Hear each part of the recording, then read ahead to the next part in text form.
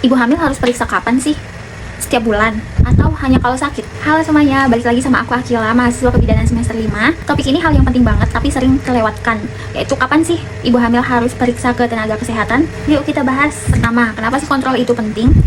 Nah, kenapa penting? Karena selama hamil tubuh ibu itu banyak berubah. Kadang ibu merasa sehat, tapi ada kondisi tertentu yang hanya bisa dideteksi dengan pemeriksaan. Menurut WHO dan Kemenkes, pemeriksaan rutin bisa mencegah komplikasi dan memastikan bayi tumbuh baik. Terus berapa kali sih harus periksa? Jadi menurut rekomendasi dari Kemenkes dan WHO, ibu hamil minimal kontrol sebanyak 4 kali. Dimana pada trimester 1 itu 1 kali, trimester 2 itu juga 1 kali, dan trimester 3 itu 2 kali. Tapi WHO terbaru sebenarnya menyarankan 8 kali kunjungan ANC biar lebih aman dan terpantau. Nah, di Indonesia biasanya mengikuti standar sebanyak 4 kali. Tapi makin sering makin bagus selama sesuai anjuran tenaga kesehatan. Terus kapan harus mulai periksa? Begitu tes positif dan terlambat haid. Jangan nunggu perut kelihatan dulu. Nah, di kontrol pertama ini tenaga kesehatan akan cek usia kehamilan, tekanan darah, kondisi janin, riwayat penyakit, sampai pemeriksaan laboratorium awal. Ini penting banget untuk menentukan apakah ibu masuk kehamilan resiko rendah atau resiko tinggi. Terus jadwal pemeriksaan berdasarkan usia kehamilan. Yang pertama ada di trimester 1 dari 0 sampai 12 bulan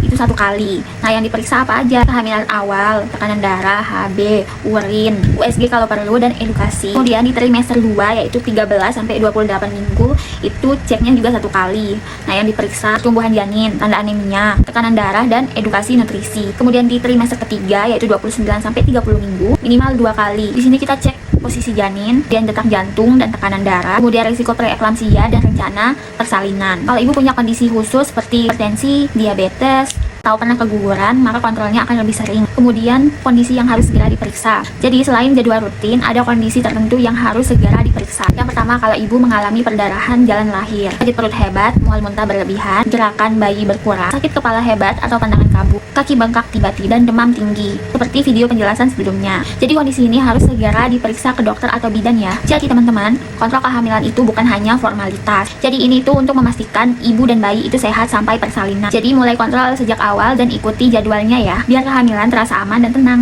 Oke guys, jika ada topik kebidanan lain yang mau dibahas, bisa komen di bawah ya. Sampai ketemu di konten berikutnya.